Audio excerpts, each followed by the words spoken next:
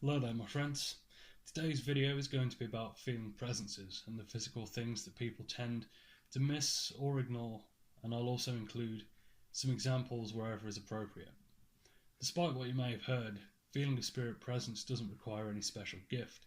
It's something we can all do. In fact, it's more akin to a physical response, like, when you go outside into the cold, you get goosebumps or you shiver, and the difference between these really is we understand why we feel cold. We can pinpoint the reasons why we feel the way we do.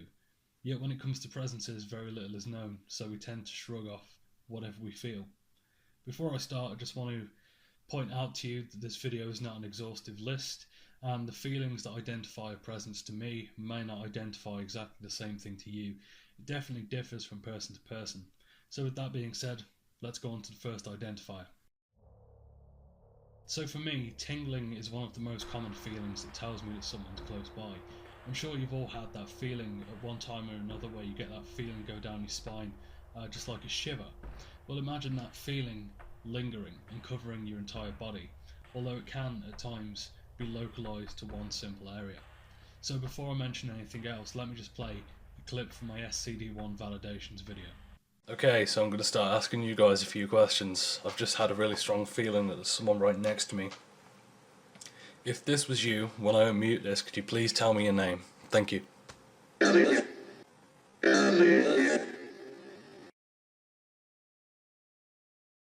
So in that video I knew someone was close by because of the tingling feeling that I was just describing.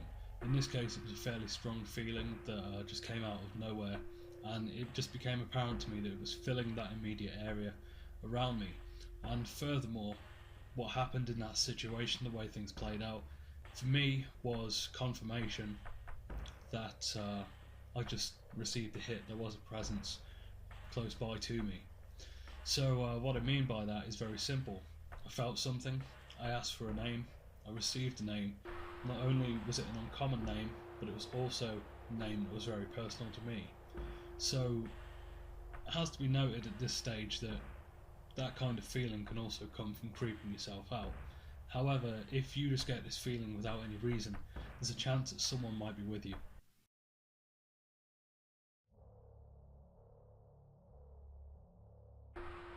So I'm sure this is something that everybody can relate to, at least partially, because we've all had that feeling from time to time where you get the feeling of being watched. You turn around only to find that there's no one there. Now that's not to say that each time you get this feeling that you're close to a presence. Sometimes it can be your mind playing tricks on you. However, if this starts to couple in with other factors, the likelihood of this being purely psychological decreases. The feeling of being watched, feelings that aren't yours, and phantom smells that just seem to come out of nowhere can all be indications that you are not alone. Back when I was between the ages of 9 or 10, shortly after the passing of my grandmother, I experienced all of these three things separately and on two occasions all at once.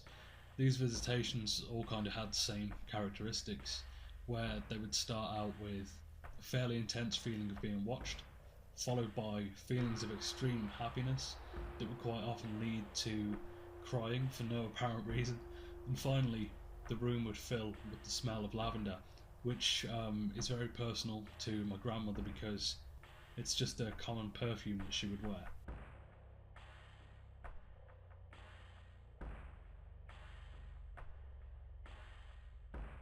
This one has only happened to me once, and it just so happens that it happened a year ago today, November 27th, 2014.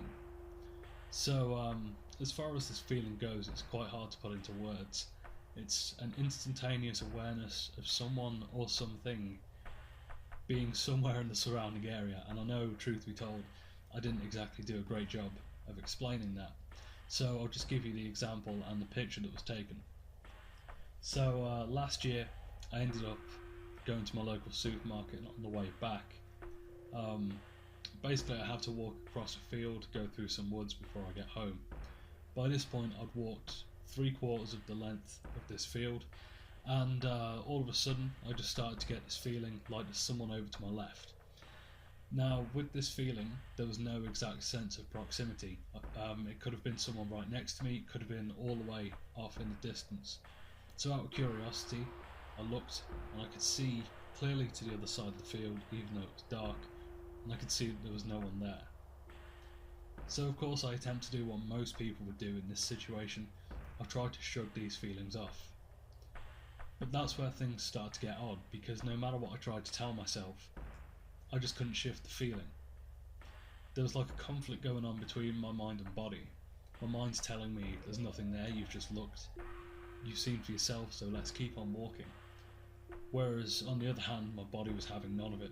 The feeling persisted for over a minute longer, and my curious side won the fight, basically. I took my phone out and I explained. I announced I could feel somebody there. I asked if they'd like to have the photo taken, and I took 5 photographs. And out of the 5 photographs, 4 of them showed an empty field, but one of them showed this.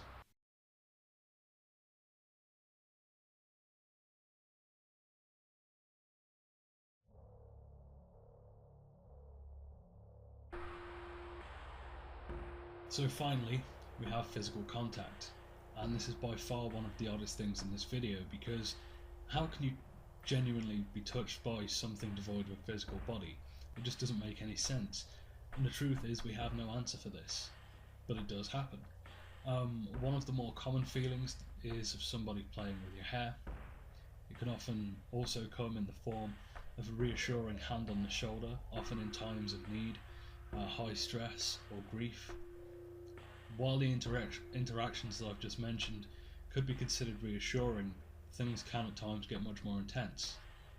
Shortly after I started getting into the paranormal, I asked the spirits to let me know if you enjoy talking to me, and would you like to continue talking?